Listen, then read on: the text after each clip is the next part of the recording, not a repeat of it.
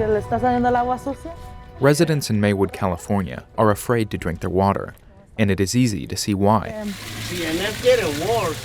Here, in this predominantly poor Latino community east of Los Angeles, tap water is often brown. No authorities have told the Padilla family not to drink the water, but like many here, they're cautious and buy filtered water to drink. This is how it was coming out before she started washing her dishes. Kenia Alcocer is a community advocate for clean water in Maywood. The samples of dirty water she collects from residents contain brownish chemicals like manganese. Where you see it, same home. This one was taken November 17 from her restroom. And then you see 6 p.m. water comes out dirty again. Every day, millions of Americans drink water from the tap. Under federal law, it's supposed to be free from harmful organisms and chemicals. But 35 years after Congress passed the Safe Drinking Water Act, some regulators and environmentalists say the law is now so out of date that it fails to protect residents from the most obvious threats. According to a Times analysis, since 2004, over 62 million Americans have received drinking water that violates basic health standards.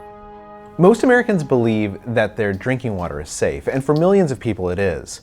But for a large portion of the population, there are thousands of chemicals in drinking water that are unregulated. And even for those that are regulated, we've learned things in the past decade that let us know that those chemicals are more dangerous. But none of the rules have been changed since 2000 for the Safe Drinking Water Act. There is no health standard for manganese, so tap water containing floating manganese particles is perfectly legal. Yet manganese has been linked to Parkinson's disease.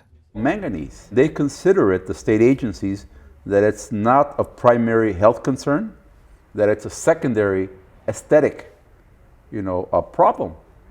For Felipe Aguirre, the quality of drinking water here has become political. After being elected to the Maywood City Council, he made clean drinking water a priority. Water quality is the #1 issue in the city of Maywood, because you can knock on the door of any resident and the first complaint they'll tell you is, what are you doing about the water? Yet when Mr. Aguirre and other residents asked their 3 private water providers for cleaner water, opponents responded with negative ads, stating he wanted to raise water rates to pay for unnecessary upgrades. Our water is safe to drink. There is no primary contaminants. There is no health risk to drink the water. Gustavo Villa runs one of the Maywood water systems, which has routinely tested high for manganese.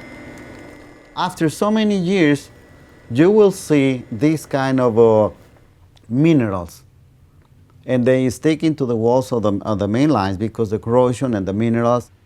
Yes, there is problem, but still acceptable, and it passed all the Safe Drinking Water Act. Under pressure from residents and California legislators, Mr. Villa's water system is now building a treatment plant that will remove some manganese from the water. But manganese is only part of Maywood's water problem. Less visible contaminants persist, including a manufacturing solvent called trichloroethylene, or TCE. Recent studies show that TCE is more dangerous than previously thought. It has been associated with cancer and kidney and liver damage. There's a lot of distrust of the water. It's not fair that we pay double for filtered water and for this. It's expensive. Like many here, Rafael Castro drinks and cooks with filtered water only. The water system feeding his tap has tested high for TCE, lead, and other industrial chemicals. And whom are we going to believe? I don't have anything. All that I know is what I see, what I smell, and what I taste. It tastes like kind of bad. The source of contamination is unclear, but some of the city's wells pull from underground aquifers near contaminated areas. The Pemmico Superfund site is located just 3 blocks from a Maywood water well. Ever since Pemmico chemical factory burned down in 1992 or 93, the agencies have been out here, trying to deal with this site. The ground there is heavily polluted with TCE and other hazardous chemicals. These chemicals, they seem to be like a witch's brew, of contamination. And while neither I nor a lot of people understand, the makeup of these chemicals or what effect they have. I know that there's a lot of sick people in Maywood.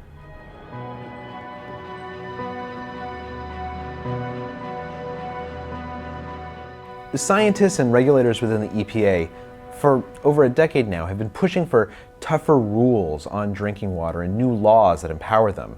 But very often when they've tried to do that, industry has pushed back very successfully, because if the rules got tighter, a lot of companies would have to pay a lot more in cleanup costs. And for already strapped municipalities like Maywood, the cost of filtering new chemicals could cost millions of dollars. Mr. Rolfe. Bob Rolfe runs the Maywood water system that tests highest for TCE. Is there a problem with the water here in Maywood? He would not speak on camera, but stated that, "We follow the letter of the law. If they change it, then that's what we'll do." The EPA says that they believe that most people in America get safe drinking water, but even they admit that there are contaminants and chemicals that have not been analyzed. And so Lisa Jackson, the new EPA administrator who took office earlier this year, has asked Congress for greater authority to analyze chemicals. Until the law is updated, people in Maywood and around the country remain at risk, and millions of Americans cannot be sure that their water is safe.